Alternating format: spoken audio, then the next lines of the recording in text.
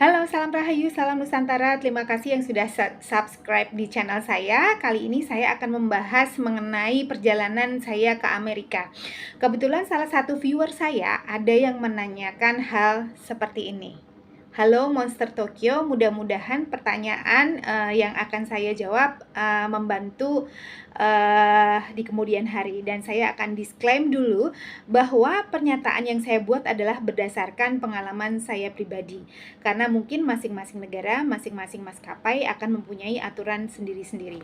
Oke, jadi pertanyaannya kira-kira apakah ketika kita memasuki USA kita membutuhkan bukti bahwa kita udah fully vaksin?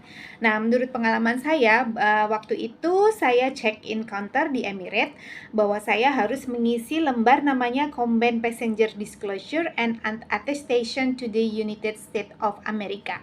Seperti ini. Nah, ini. Kebaca ya. Tulisannya agak kebalik karena saya pakai kamera depan. Oke.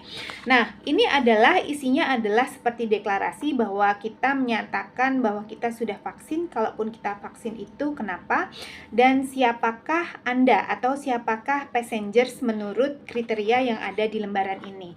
Kita akan lihat ya. Jadi requirement itu apa? Negative result, misalnya seperti itu kalau ternyata teman-teman itu masih dalam masa setelah masa karantin. Untuk saya sendiri sebagai masyarakat umum, saya hanya mengisikan itu yang centang itu petugas dari bandara, yaitu bahwa pernyataan saya sudah fully vaccinated. Waktu itu saya sudah vaksin 1, 2, dan booster 1. Kemudian saya hanya dimintain tanda tangan dan nama di sini. Kemudian ini tanggal yang mengisi adalah petugasnya. Jadi isinya apa sih lembaran ini?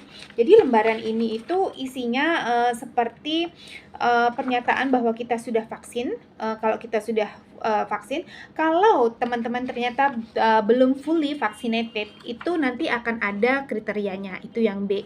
Nah, kriterianya itu apa aja? Ada exception, jadi pengecualian kalau ternyata diplomat. Kemudian ada exception ternyata anak di bawah umur. Kemudian ada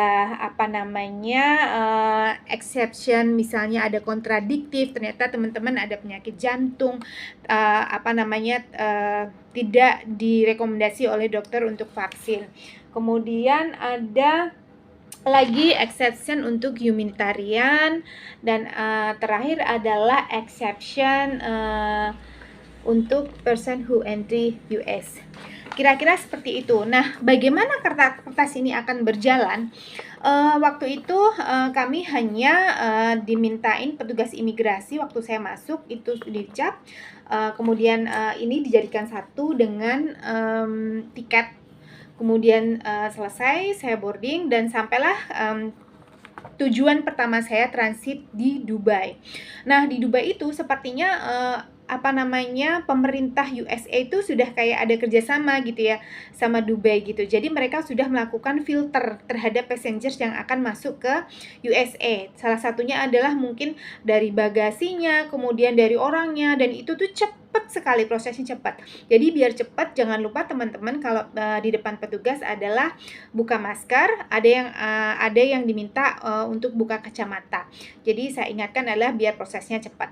Kemudian mereka akan minta itu adalah bukti vaksin, bukan kertas ini ya. Kertas ini itu mereka nggak ngelihat sama sekali, tapi mereka minta bukti vaksin. Nah, waktu itu saya tidak mengeprint bukti vaksin dalam hard copy, jadi saya pakai handphone dan mereka acceptable karena saya tinggal download dari Peduli Lindungi. Saya tunjukkan, oh ya, vaksin 1, 2, booster 1. Mereka hanya menyocokkan nama dan sesuai dengan paspor kita. Mereka lihat, habis itu kita boleh masuk atau kita boleh masuk ke gate untuk di ruang tunggu. Nah, begitu juga di saya transit kedua di Athena, sama seperti itu. Mereka melakukan filter lagi untuk vaksin. Nah, vaksin itu sama, mereka akan minta